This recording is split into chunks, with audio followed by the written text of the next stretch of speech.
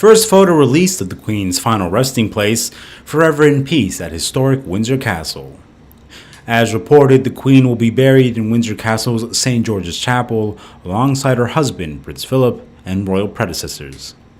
The chapel inside the walls of the castle has been the burial place for almost every British monarch since King George III's death in 1820, more than 200 years ago.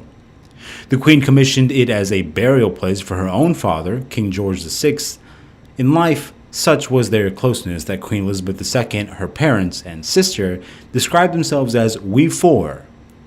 As she grew up, Prince Philip was added to the happy family fold, between them creating formative memories that would guide the Queen's entire life. Just yesterday, Buckingham Palace has released a photograph of Queen Elizabeth II's final resting place within St. George's. An engraved ledger stone featuring the name of the late monarch was installed in the King George VI Memorial Chapel, an annex to the main chapel. On Monday evening, after a private service attended by her family, the stone, made of black Belgian marble, sits in the King George VI Memorial Chapel, which the Queen commissioned in 1962 as a burial place for her father, George VI. In the ledger stone photo, the names of Queen Elizabeth's parents are seen on the left, while the late monarch and her husband's names are etched on the right. Wreaths and bouquets of flowers are also seen laying around the room. The caption read, "A photograph is released today of the ledger stone now installed at the King George VI Memorial Chapel following the interment of Her Majesty Queen Elizabeth." In a private family service, the coffins of the Queen and Prince Philip, who died last year, aged 99, were moved from the vault to be interred together following her state funeral. Prince Philip's coffin was initially buried in the royal vault beneath St. George's, where it remained until the Queen's death, when it could be transferred to the Memorial Chapel.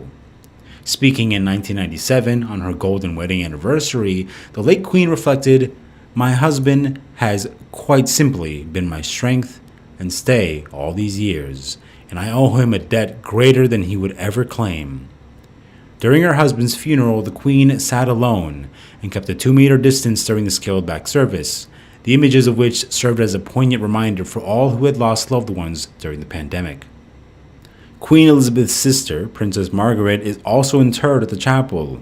All 4 royals were members of the Order of the Garter, which has St. George's Chapel as its spiritual home. The Order of the Garter is dedicated to England's patron saint, St. George. When the castle reopens on the 29th of September, the general public will be able to visit the Queen's final resting place. Along with the photo of the Queen's resting home, the royal family has also shared a photo of King Charles III taking up his new state duties in Buckingham Palace and his red box. The locked red dispatch box is an image strongly associated with the British monarchy and one that the late Queen Elizabeth was regularly pictured with. The state funeral, the first in Britain since Winston Churchill's death in 1965, was the culmination of a period of mourning when the country came together to mark a dislocating moment in its history, but also one of unity and continuity.